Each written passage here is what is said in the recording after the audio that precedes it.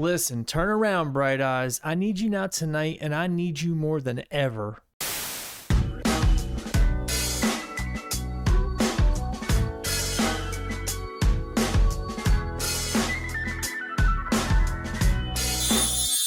What's up, everybody? Welcome back to the show. I am Steven M. on your screen again. Thanks for stopping in. And today, this show is all about the upcoming eclipse. And you do not want to be left in the dark when it comes to this. I'm telling you, we have every thought, feeling, opinion that I could possibly dig up. We have NASA's involvement, CERN's involvement, the rhinoceros beetle's involvement, a dog mom's involvement. The list goes on and on and on and on and on, and I don't want to sit here horseplaying all day. Do me a favor and sub on up, buckle on up, let's roll the footage.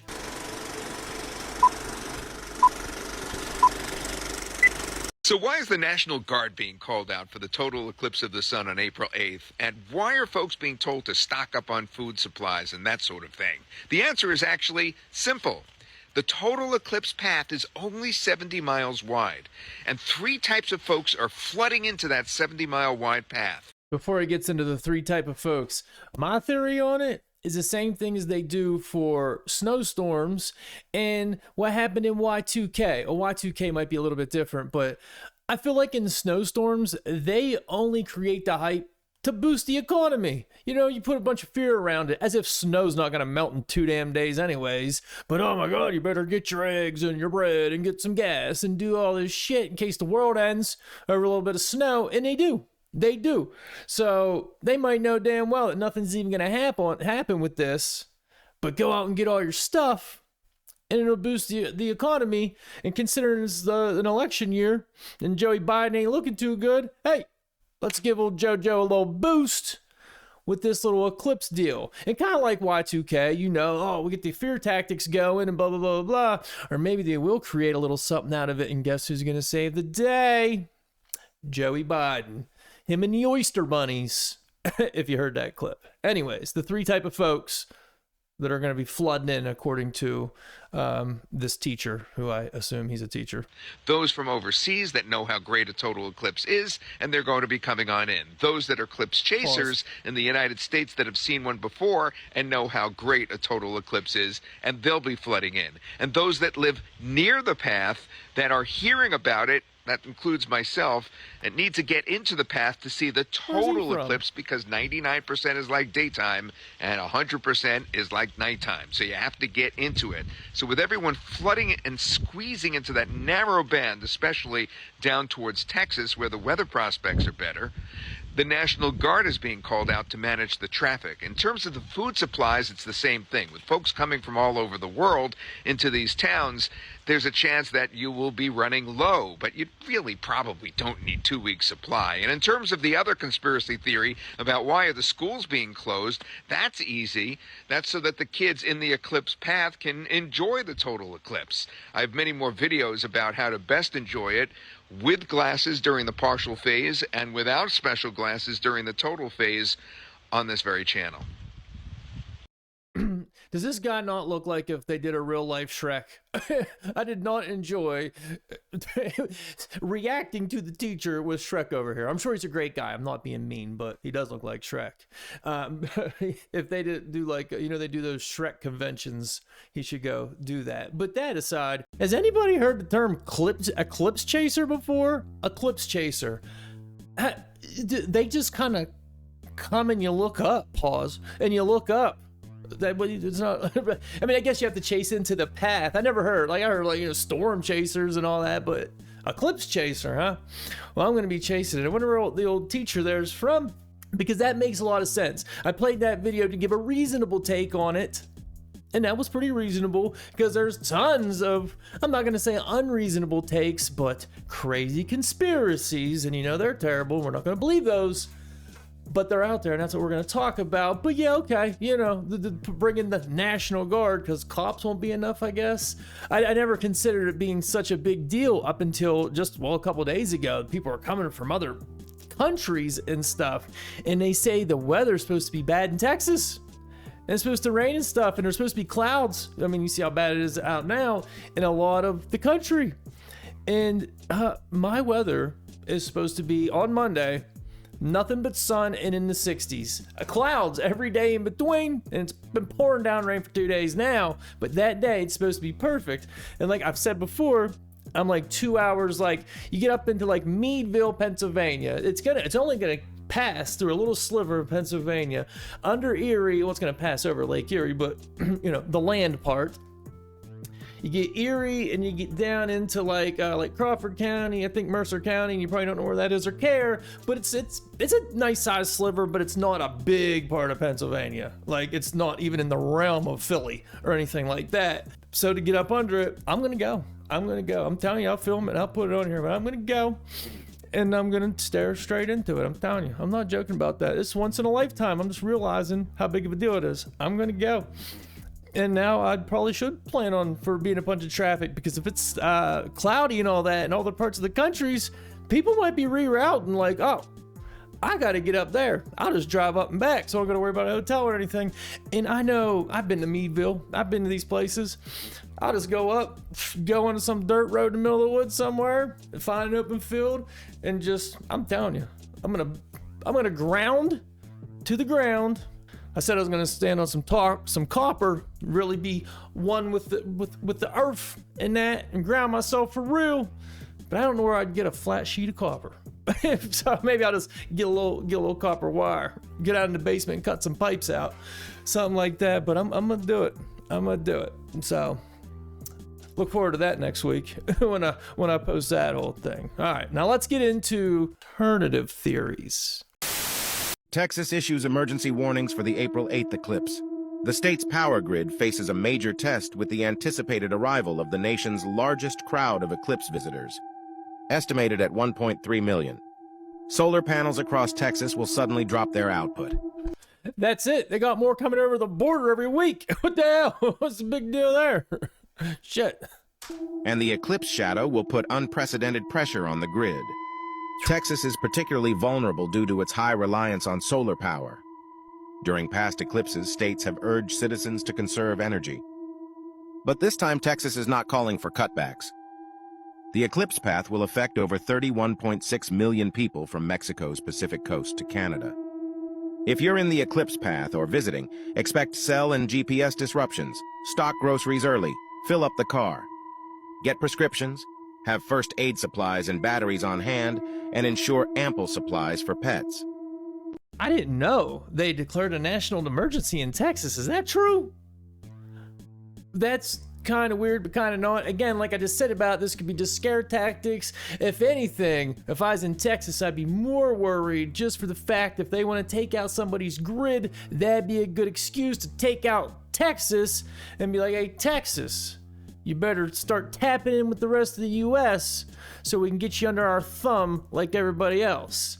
But, you know, other than that, you know, typical scare tactics, I guess you probably should just, you know, make sure you have some things in case shit really does hit the fan. Be prepared for 1.3 million visitors.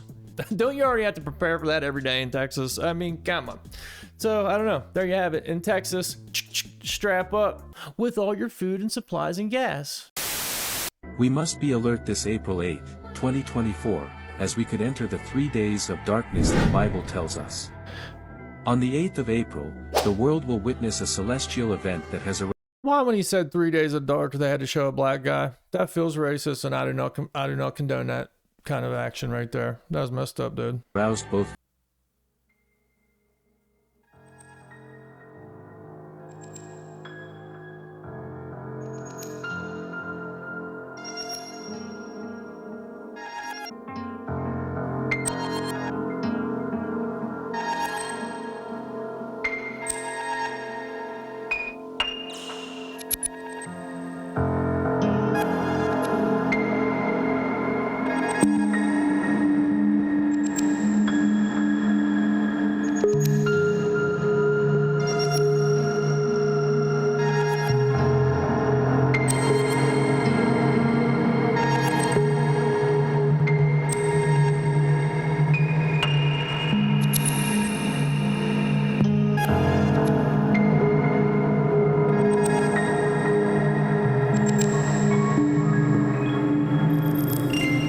is a powerful reminder of the end times. And make sure you wear your 3D glasses for the apocalypse, because you wouldn't want to hurt your eyes when the world ends. Come on, let's be reasonable here, folks. Jokes aside, that is crazy. You know, they said that one, what is it? Not the Nile, whatever river that is. If you want to correct me in the comments, that's fine. Or not correct me, let me know. In the comments, and it's drying up. There's a couple other things that are probably in these other videos coming up that people are pointing to that are biblical, and they seem to be happening or happened. So, I mean, who knows? I mean, if you ask me, it looks like the world probably could go ahead and end, and it'd probably be best for like whatever. You know, we're not in a good place as a species, is all I'm saying. So, I mean, I don't know enough about the ins and outs of the Bible to have a good opinion on it. But when you listen to people talk about it, it's like, light them up. We're going down, boys. This scroll completely breaks down April 8th. And the collapse of this simulation, check this out. 7 years ago, we had an eclipse. That eclipse went over 7 cities named Salem. Now, exactly 7 years later, we have this other eclipse on April 8th going over 7 cities named Nineveh. Not to mention... Okay, real quick, that is bullshit. I looked into that because I heard some other guys say it, and I got rid of the video. I forgot she said that. The rest of what she says is pretty cool. But... there's Virginia on the list. It doesn't go over Virginia. And what really made me look is there was a Pennsylvania on the list. Well, I looked, and that's down by like the West Virginia border, which it doesn't go over. It only goes to over a little clip of the northern part, like I said. So I don't know if she's just incorrect in her what somebody else said, but that is absolutely false. On those two accounts for sure, Pennsylvania, Virginia. The rest I didn't check because I don't need to. You already bullshitted me twice, so, but whatever. Maybe she made a mistake. Mention the city of Rapture, Indiana. God says in the book of Luke that before he comes back, he will give us signs in the sun, the moon, and the stars. We also have the moon, which is turning to rust. The Greek origin of that rust, hematite, means blood. He says the moon will turn to blood before the terrible day of the Lord. The Euphrates River drying up. We have wars and we have rumors of wars. Not to mention every other biblical prophecy that has already been fulfilled. We are literally in the last seconds of the last days, y'all. And our God is so loving and kind enough to warn us before he comes back. We are in the last seconds of the last days. And it's so frustrating to be on this app sometimes. I just got a video of 1.5 million views taken down because I was talking about how tired I am of this world. Tired of looking up in the sky and seeing the lines. I'm tired of our food being poisoned, whatever. It just reminds me of the enemy's plans and how active he is to distract anybody right now, because he knows that the time is near. He knows that God is coming back soon. And so he's going to do his valiant effort to try to get as many souls to go to where he lives. And I just want to remind everybody that you have time right now. This eclipse is not the rapture. It is a direct warning from God. It is written about thousands of years ago, and it is coming to pass. We are watching biblical prophecy play out. Okay, I'll be honest. It's going to be hard to trust somebody that's wearing a hat that says dog mom, but I'm going to let that slide. Well, there you have it. The Nivea thing in the dog mom hat aside, or it's not Nivea, it's whatever it is.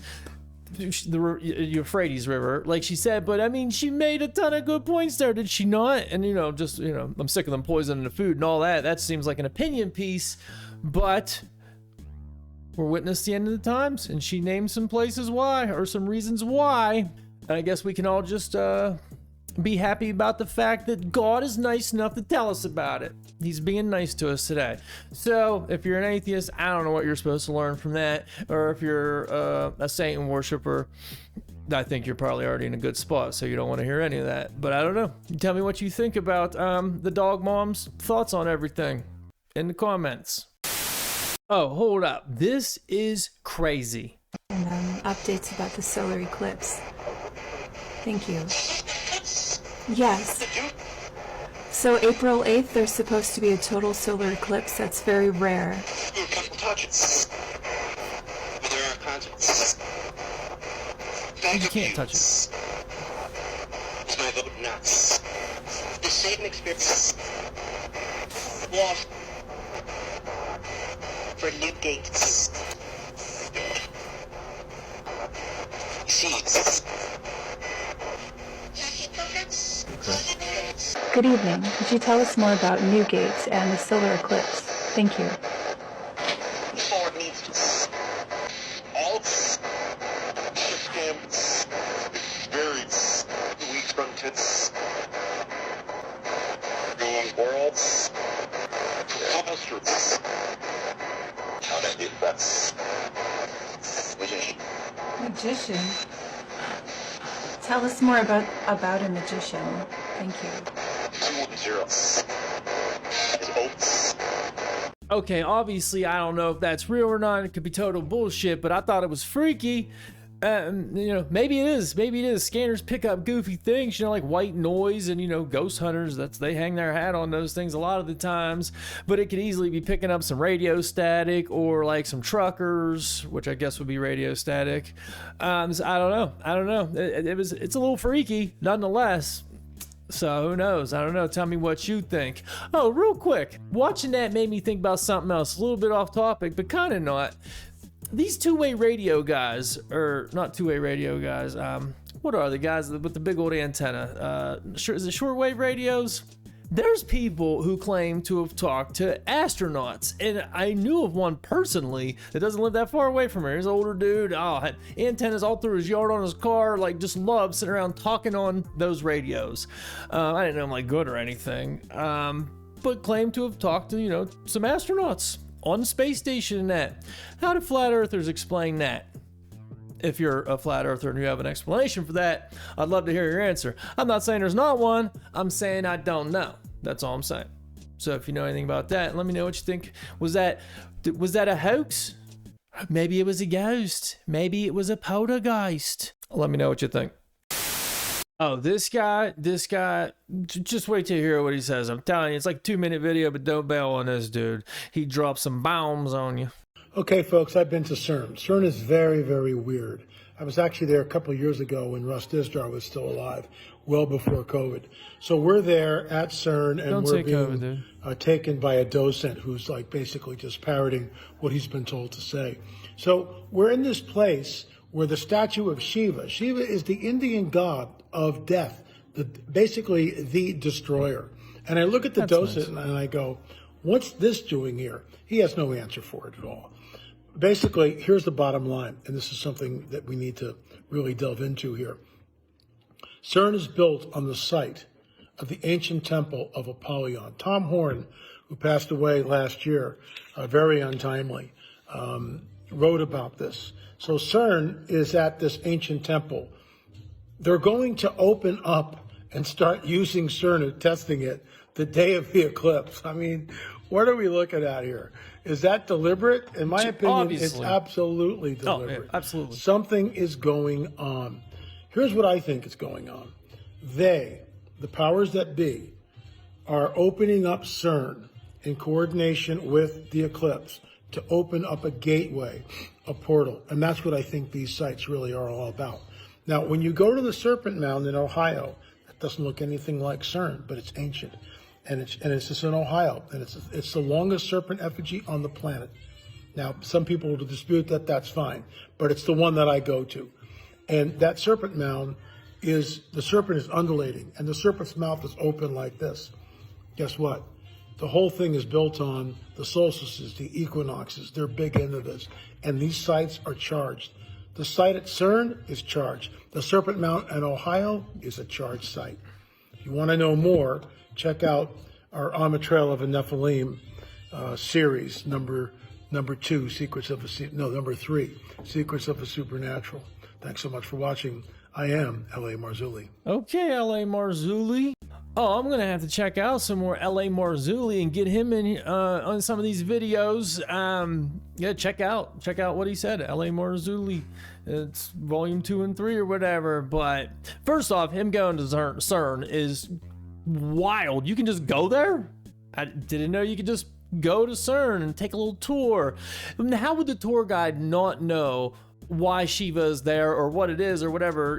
He said he didn't have an answer. How do you not have an answer? Everybody's got to be asking that. So what is that about? But why are they opening up CERN? Are they just scaring us, or is there something going on?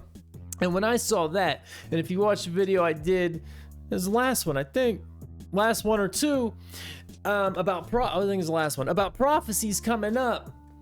There's a spot in there that says about finding a bunch of creatures in the giant cats the size of trees, and giant butterflies. As soon as I heard this guy talking, and I'm like, oh, I mean, I've heard of their opening CERN, but I didn't really think about it too much. Maybe they will find a bunch of shit because they opened up CERN, and who knows, some portal from somewhere opened up somewhere, and boom, here's a whole new, Mandela effect type deal. Just opening up a whole new can of worms and giant-sized cats. So that's another thing to look forward to with the eclipse. Maybe an unleashing of more Mandela effects. So when shit really gets turned upside down, at least we don't have to wonder why this time. And that's my thoughts on that.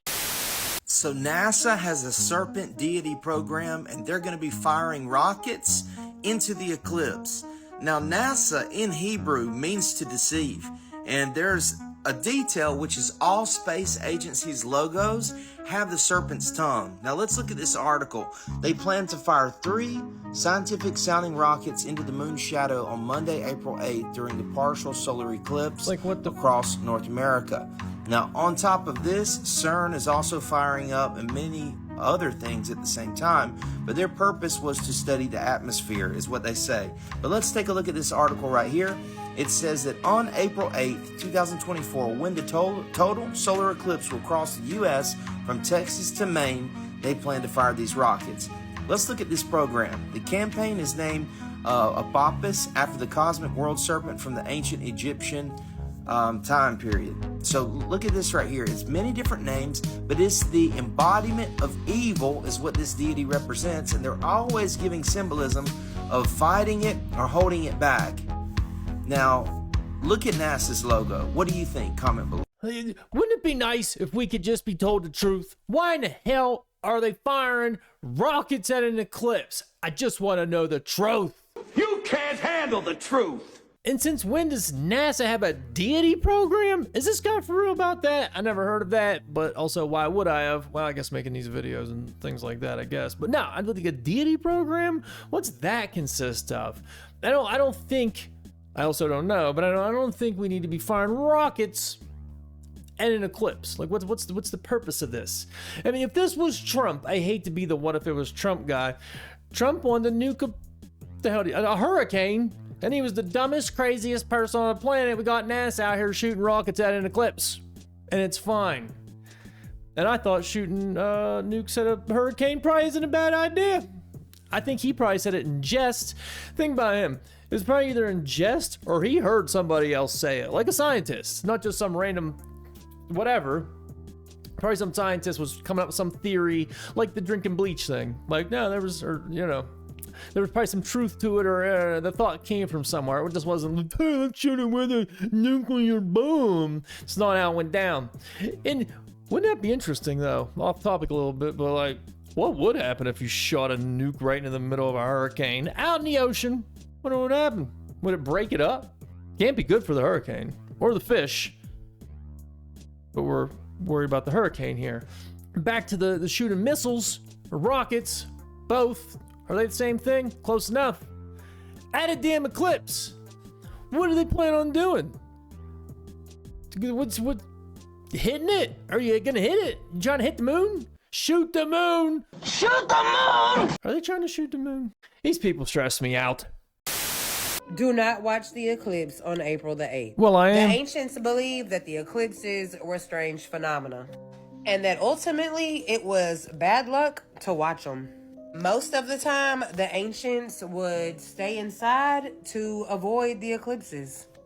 A lot of beliefs point towards staying inside, fasting while the eclipse is going on, and also believe that pregnant women should stay in the house and avoid them. The energy is highly unusual and can definitely be considered a bad omen. Well, I was just offering up a different perspective. I don't know where she got any of the information. It seems like she pulled it right out of her ass, but there's a different perspective there. Maybe she's right. I don't know. I know I'm not going to listen to her. As a matter of fact, Like I already said, I'm staring right at it, and I'm doing it for good luck, not bad luck. A good omen, not a bad omen. So, hey, maybe she's right, maybe she's not. I don't know. I'll find out the hard way. If it is in fact the hard way, pause, maybe you should listen to her. I don't know. I'm not telling anybody who to listen to or who not to listen to. It's just seeing what people are talking about during the eclipses. Her words, not mine. There is a good chance she could be right about the things she said because she has a bookshelf. Is anybody aware that CERN's testing its Hadron Collider on the day of the total solar eclipse? That's an interesting conspiracy, but everybody's forgetting about the actual problem here, the biggest conspiracy yet. During the solar eclipse, the moon will be the closest to Earth that it's ever been before. And the moon will be its most powerful at north latitude 28 degrees, 24 minutes, west longitude 80 degrees, 36 minutes. Specifically, Cape Canaveral, Florida, the Kennedy Space Center. There's an ancient proverb that says that 36 humans that have sinned will have their souls taken during this solar eclipse, stating that those who have sinned have a strong power within. In the same proverb, it states that a man close to God has to repeat the following 14 phrases to attain heaven: spiral staircase, rhinoceros beetle, desolation row, fig tart, rhinoceros beetle, via dolorosa, rhinoceros beetle, singularity point, Giotto, angel, hydrangea, rhinoceros beetle, singularity point, and secret emperor. And at this point, it's the scariest part. Enrico Pucci will attain heaven. It's at this point that time will keep getting faster and faster, and the universe will reset, and everybody will know their predestination. Everybody will know their fate at all times. This is the power of Made in Heaven. He had me at rhinoceros beetle. He's got to be telling the truth. I'm kidding.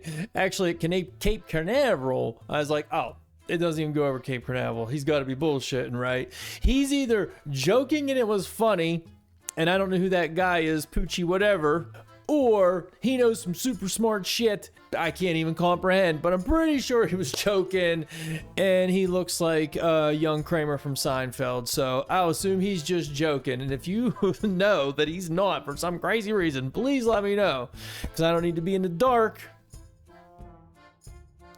during the eclipse. And I'm going to wrap this video up now. Let me know what you folks plan on doing for this eclipse to stay safe, or just to do whatever, or if you don't even care, what you think about these people's opinions and all that jazz like that. And if you never hit that sub button, please do me a favor and go hit that sub button. Don't keep me in the dark without a sub. And share this video with people. Everyone's going to have to know about all this stuff. It's only a couple days away, so this is important information to share with the world. If you liked the video, go ahead and do me a favor and hit like on that video. If you didn't like the video, just keep it moving, bro, because I don't want no beef with you. That's all, folks.